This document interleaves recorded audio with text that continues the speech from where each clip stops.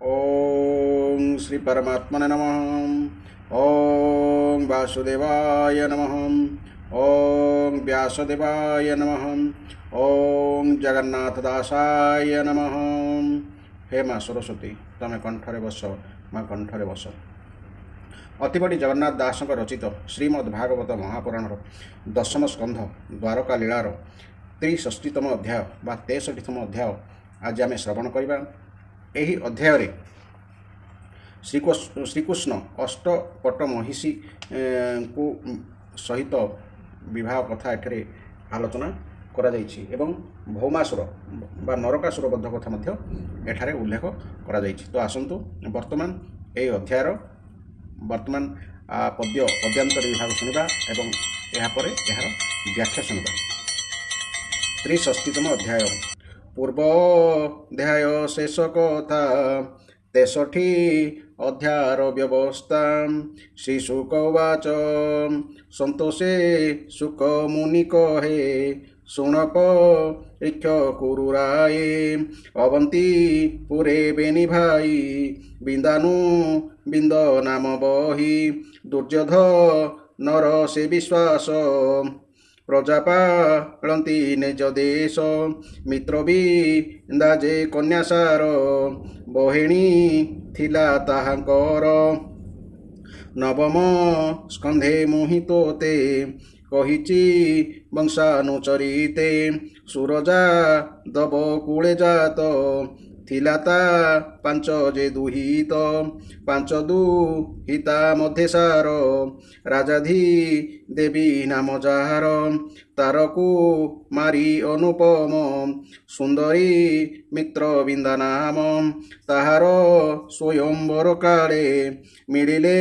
नृपति सकले गोविंद गले ताहा शुणी संगे जा दब बल घेनी कन्यार स्वयंवर काले राजकु मार माने थिले सेबेनी भाई राजा मेले कन्या को जेते निषेधिले से कन्या कृष्ण को बरिला अनेक गोल उपुजिला ताहार स्वयंवरु बले कृष्ण रिले ताकु हेले देखती राजपुत्रे मिली रथेब साई बनमाली द्वारका पथे विजे कले शंखदू धोबी सुमंगले कृष्णर भग्नी से जुकते जनबे भार कुलमते एबे हो शुण नृपमणि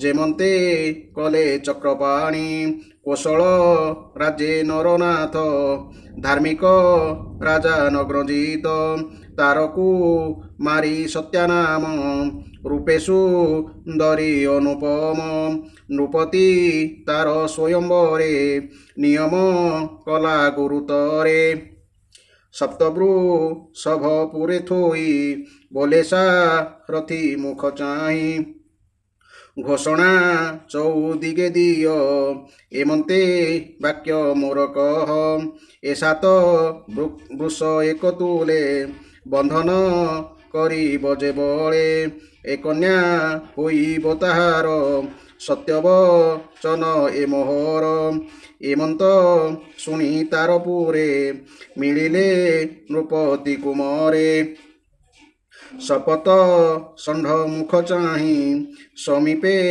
न पारंती जाई आघ्राणे वीर गंध पाई कुटिल नयने अनाई जलद प्राय नाद करी खुरे खोलंती वसुंधरी 14 श्रृंग तीक्ष्ण खर देखिभा जिले सर्ववीर वृषभ धने कन्या लाभ एमंत शुणी पद्मनाभ हरसे मदन गोपाल संगते घेनी जदुबल मिलिले कौशल भुवने देखिनु पति दोष मने गंधकु सुम उपहारे पूजिला ब्रह्मांड ठाकुरे सुवर्ण आसने बसाई बोलोई कृष्ण मुख चाहि आज जीवन मोर धन्य देखिली प्रभु निरंजन सिद्ध मुनिकी अगोचर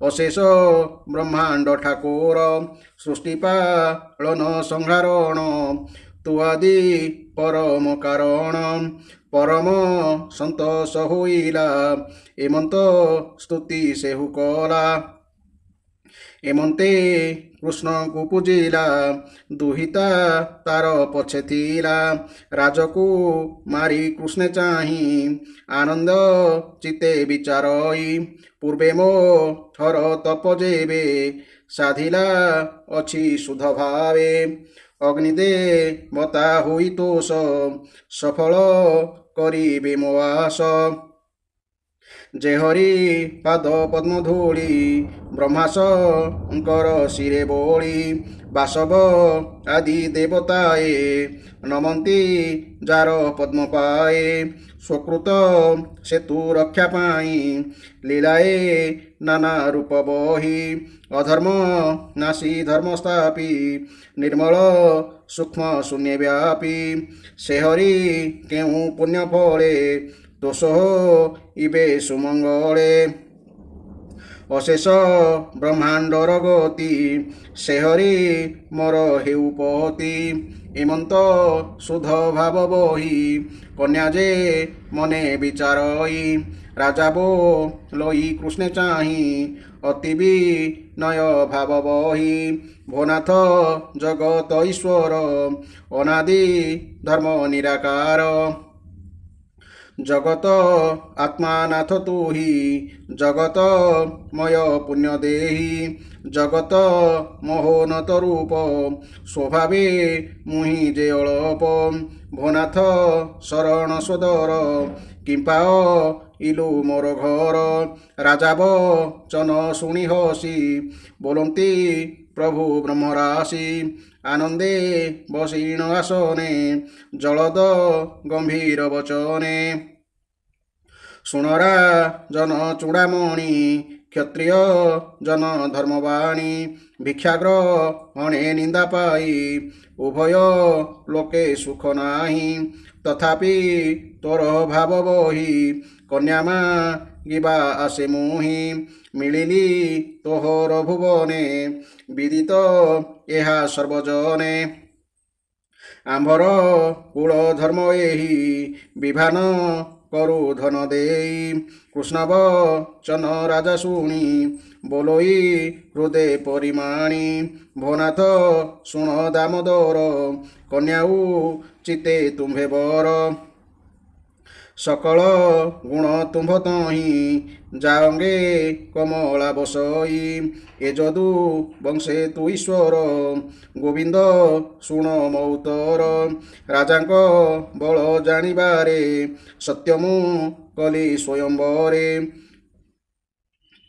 शपथ षण्ढ महाबली मोहर पुरे बनमाली शृंगजु गल तीक्ष्म खर दुर्मद दुष्ट महाघोर देखिण ताहांक बदन भाजिले नृपति नंदन संकल्प करी अछि मुहि घोषणा चारि दिगे देई ए सात वृषे नंदी कले ताहाकु कन्या देवी भले सत्यवचन ए मोहर भोनाथ शुण दामोदर तू जेबे बांधी पारु एहा निश्चय कन्या देवी बाहा एमंत राजा वाक्य शुणी अळप हसी चक्रपाणी कन्यासु हृद विचारिले विष्णुर माया प्रकाशिले तक्षणे सात रूप होई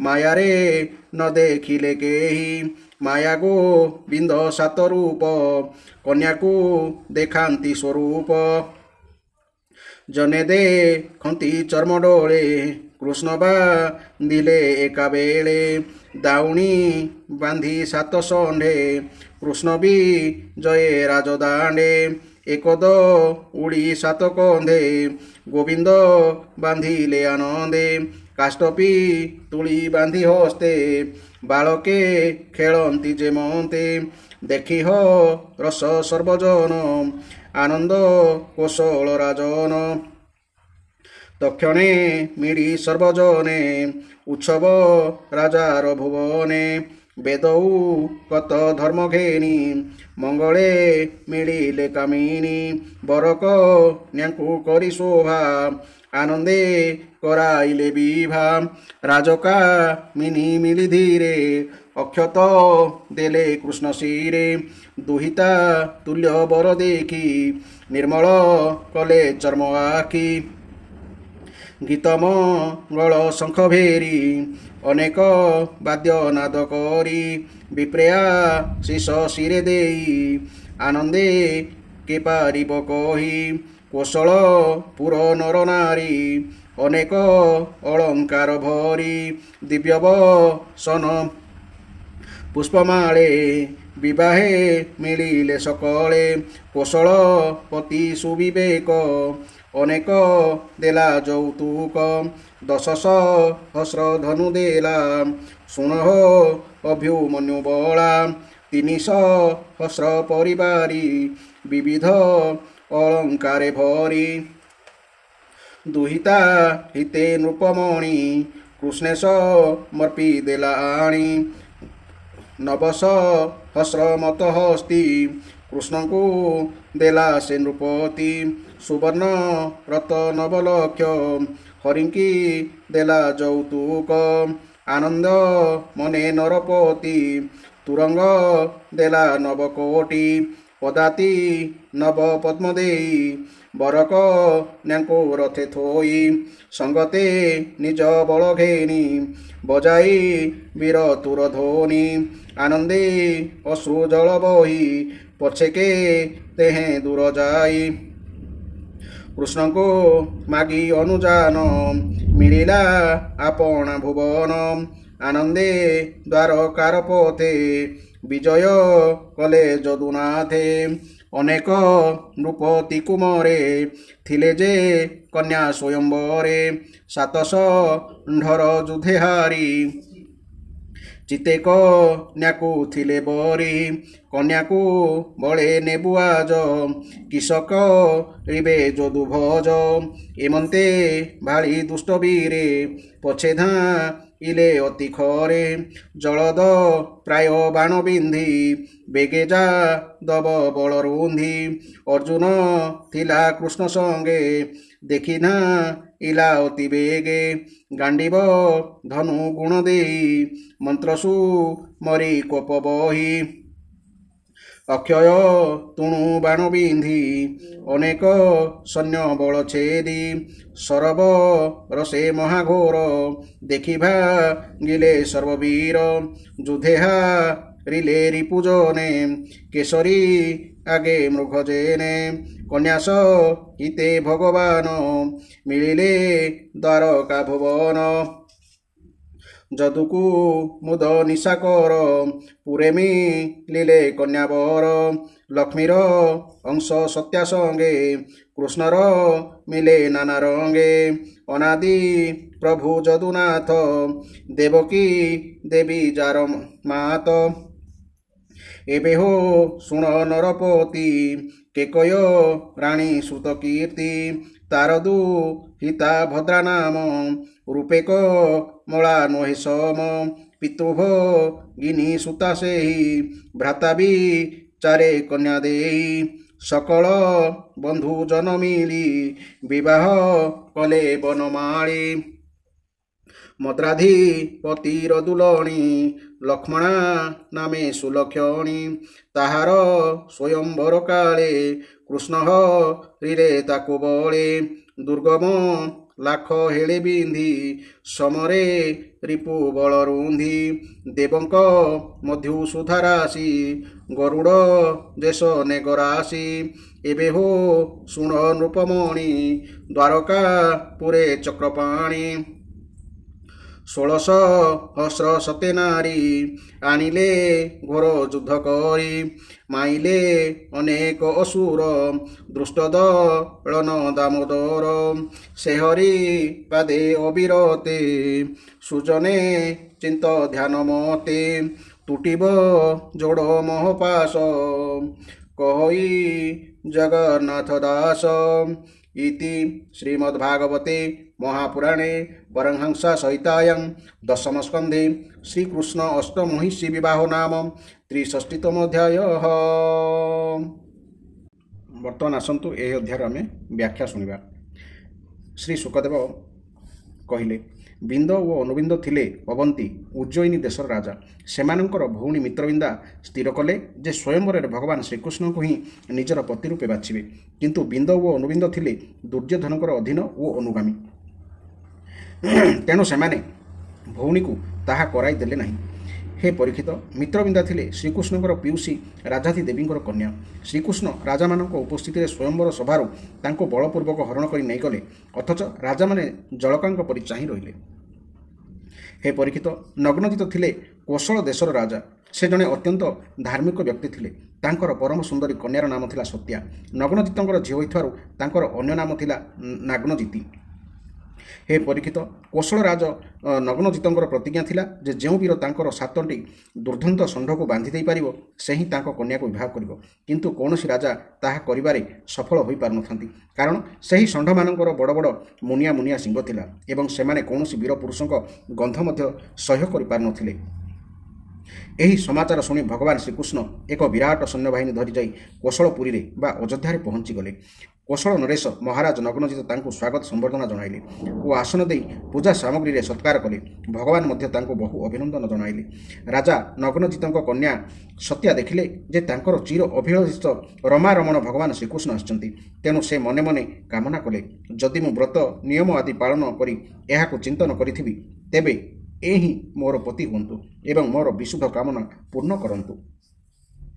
ସେ ମନେ ମନେ ଭାବିବାକୁ ଲାଗିଲେ, ଭଗବତୀ, ଲକ୍ଷ୍ମୀ, ବ୍ରହ୍ମା, ଶିବ ଓ ବଡ଼ ବଡ଼ ଲୋକପାଳମାନେ ଯେଉଁ ପ୍ରଭୁଙ୍କର ପାଦ ପଙ୍କଜର ପରାଗ ନିଜ ନିଜ ମସ୍ତକରେ ଧାରଣ କରନ୍ତି, ଯେଉଁ ପ୍ରଭୁ ନିଜେ ଗଢ଼ିଥିବା ମର୍ଯ୍ୟାଦା ପାଳନ କରିବା ନିମନ୍ତେ ହିଁ ମଝିରେ ମଝିରେ ବିଭିନ୍ନ ଲୀଳାବତାର ଗ୍ରହଣ କରନ୍ତି, ସେହି ପ୍ରଭୁ କେଉଁ ଧର୍ମ, ବ୍ରତ ଅଥବା ନିୟମରେ ବା ପ୍ରସନ୍ନ ହେବେ?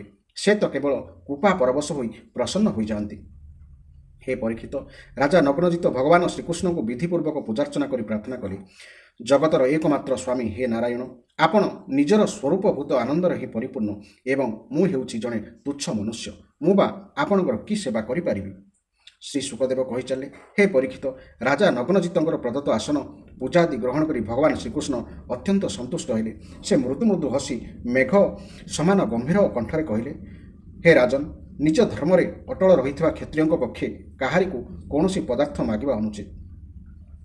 ଧର୍ମଜ୍ଞ ବିଦ୍ୱାନମାନେ ଏପରି ମାଗିବା କର୍ମକୁ ନିନ୍ଦା କରିଛନ୍ତି। ତଥାପି ଆପଣଙ୍କର ସହିତ ସୌହାର୍ଦ୍ଦ୍ୟ ସମ୍ବନ୍ଧ ସ୍ଥାପନ କରିବା ନିମନ୍ତେ ଆପଣ ମୋତେ ଆପଣଙ୍କ କନ୍ୟାକୁ ଦାନ କରନ୍ତୁ ବୋଲି ମୁଁ ମାଗୁଛି। ଆମ କୁଳ ପରମ୍ପରାର କନ୍ୟା ଗ୍ରହଣ କରିବା ନିମନ୍ତେ କିଛି ଶୁକ୍ଳ ଦେବାର ପ୍ରଥା ନାହିଁ। ରାଜା ନଗ୍ନଜିତ କହିଲେ, ହେ ପ୍ରଭୁ, ଆପଣ ହେଉଛନ୍ତି ସକଳ ଗୁଣର ଧାମ ଆଶ୍ରୟ। ଆପଣଙ୍କ ବକ୍ଷସ୍ଥଳରେ ନିରନ୍ତର ଭଗବତୀ ଲକ୍ଷ୍ମୀ ନିବାସ କରନ୍ତି। ମୋ କନ୍ୟା ନିମନ୍ତେ ଆପଣଙ୍କ ଠାରୁ ଶ୍ରେଷ୍ଠତର ହୋଇ ଆଉ କେଉଁ ବରପାତ୍ର ବା ଥାଇପାରେ? କିନ୍ତୁ ହେ ଯଦୁପତି, ମୁଁ ଏହି ବିଷୟରେ ଆଗରୁ ଗୋଟିଏ ପଣ କରିଛି। ମୋ କନ୍ୟା ନିମନ୍ତେ ଉପଯୁକ୍ତ ବରପାତ୍ର ବାଛିବା ପାଇଁ, ତାର ବଳ ପୁରୁଷର ପରୀକ୍ଷା ନେବା ପାଇଁ ହିଁ ମୁଁ ସେହି ପଣଟି କରିଛି। ହେ ବୀରଶ୍ରେଷ୍ଠ ଶ୍ରୀକୃଷ୍ଣ, ମୋର ଏପରି 7ଟି ଅମାନ୍ୟ ଷଣ୍ଢ ଅଛନ୍ତି ଯେ କେହି ବି ସେମାନଙ୍କୁ ଦମନ କରିପାରନ୍ତି ନାହିଁ ଏବଂ ସେମାନେ ବଡ଼ ଦୁର୍ଦ୍ଦାନ୍ତ। ମୋର ପଣ ହେଲା ଯେ ସେହି ଷଣ୍ଢମାନଙ୍କୁ ଦମନ କରିପାରିବ ସେ ମୋ କନ୍ୟାର ବର ହେବ।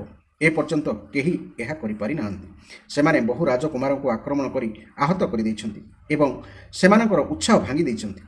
ହେ ଶ୍ରୀକୃଷ୍ଣ, ଯଦି ଆପଣ ସେହି ଷଣ୍ଢମାନଙ୍କୁ ଆୟତ୍ତାଧୀନ କରିପାରିବେ, ବଶ କରିପାରିବେ, ତେବେ ହେ ଲକ୍ଷ୍ମୀପତେ, ଆପଣ ହିଁ ମୋ କନ୍ୟା ନିମନ୍ତେ ଉପଯୁକ୍ତ ବର ହୋଇଯିବେ। ରାଜା ନଗ୍ନଜିତଙ୍କର ପଣ ଶୁଣି ଦେବା କ୍ଷଣି ଭଗବାନ ଶ୍ରୀକୃଷ୍ଣ ଅଣ୍ଟା ଭିଡ଼ି ବାହାରି ପଡ଼ିଲେ ଓ ନିଜକୁ 7 ରୂପ କରିଦେଇ ସେହି 7 ଷଣ୍ଢକୁ ଖେଳିବା ପରି ଅତି ସହଜରେ ବାନ୍ଧି ପକାଇଲେ। ଏହା ଫଳରେ ଷଣ୍ଢମାନଙ୍କର ଗର୍ବ ଖର୍ବ ହୋଇଗଲା ଏବଂ ବଳ ପୌରୁଷ ମଧ୍ୟ ସରିଗଲା। ଛୋଟ ପିଲାଟିଏ କାଠର ଖେଳନା ବଳଦକୁ ଟାଣିଲା ପରି ଭଗବାନ ସେମାନଙ୍କୁ ପଘାରେ ବାନ୍ଧି ଆଣି ଟାଣି ଟାଣି ନେଇ ଆସିଲେ। राजा नग्नजित यह देखि विस्मित होगले। से अत्यंत प्रसन्न होई भगवान को कन्यादान करदेले एवं सर्वशक्तिमान श्रीकृष्ण मध्य विधिपूर्वक निज अनुरूप पत्नी सत्यार पाणी ग्रहण कले। कन्या को अत्यंत प्रिय भगवान श्रीकृष्ण पति रूपे मिलଯିबारु नग्नजितंकर राणी माने आनंदित हेले एवं नगरर चारिआडे आनंद उत्सव पालन करागला। शंख ढोल नागरा आदि बाजिबा को लागिला। विभिन्न स्थान में नृत्य गीत आयोजित हैला। ब्राह्मण माने आशीर्वाद देले। नगरर नरनारी सुंदर सुंदर वस्त्र फूलमाल विभिन्न अलंकार सुसज्जित होई आनंद विभोर हेले। राजा नग्नजित यौतुक स्वरूप ज्वाई को सुंदर सुंदर वस्त्र तथा स्वर्णहार पिंधिथिबा 3000 नवजुपति दासी एवं 10,000 गाई प्रदान कले। सेमानंक सहित से 9,000 हाथी 9 लक्ष रथ 9 कोटी घोड़ा तथा 9 वृंद अर्थात 900 कोटी सेवक मध्य यौतुक रूपे देले। कौशल नरेश राजा नग्नजित बर कन्या को रथरे बसाई सैन्य बाहिनी सुरक्षा तांको विदा कले। झील विदा हेला कला बेले तांको हृदय बात्सल्य स्नेह द्रवित होईगला। हे परीक्षित जदुवंशी माने और राजा नग्नजित षंढ माने पूर्वर बहु राजांकर बल पौरुष धूलिसात कर देथिले। सेही राजा माने श्रीकृष्णकर एही विजय समाचार शुणी सह्य करि पारिले नाही। श्रीकृष्ण सत्या को नहीं रथ चलाई जाउथा बेले सेही राजा माने आसी तांको बाटरे घेराव करदेले। आक्रमणकारी माने श्रीकृष्ण ऊपर प्रबल बाण वर्षण आरंभ करदेले। ताहा देखि श्रीकृष्ण सहित चलीथिबा पांडव वीर अर्जुन निजर मित्रों को साहाय्य करने निमंते गांडीव धनु धरी ठिया होइगले एवं क्षुद्र पशु माननकु सिंह घौड़ाई देवा परी सेही राजा माननकु मारी पिटी सेठारु घौड़ाई देले। तापरे जतुकुल श्रेष्ठ देवकी नंदन भगवान श्रीकृष्ण यौतुक धन और पत्नी सत्यांकु धरी द्वारकारे पहुंची गले एवं सेठारे तांको सह गृहस्थोचित विवाह कले। हे परीक्षित श्रीकृष्णकर पियूसी सुतकीर्ति ककेय देशरे विवाह करथिले। तांको कन्यार नाम थिला भद्रा। भद्रांको भाई संतर्धन सुत प्रभुत होई भद्रांको श्रीकृष्णको हातरे समर्पी देले और श्रीकृष्ण भद्रांको पाणी ग्रहण कले। मद्र प्रदेश रे राजांकर लक्ष्मणा गोटे कन्या थिला। से अत्यंत सुलक्षणा थिला। गरुड़ जेपरी स्वर्गरु अमृत हरण करी नहीं आसीथिले भगवान श्रीकृष्ण सेहीपरि एकुटिया जाई स्वयंवर सभारु सेही कन्या को हरण करी नहीं आसिले। हे परीक्षित श्रीकृष्णकर आहुरी सहस्र सहस्र पत्नी मध्य थिले। से भौमासुर को बा नरकासुर को मारी सेही परम सुंदरी मानकु बंदी गृहरु मुकुलाई आनिथिले। तो एहीपरि भावरे अति बड़ी जगन्नाथ दास रचित श्रीमद् भागवत महापुराण गोटे गोटे अध्याय शुणापी एवं तार व्याख्या शुणापी चैनल को निश्चय सब्सक्राइब करंतु। जय जगन्नाथ जय जगन्नाथ जय जगन्नाथ।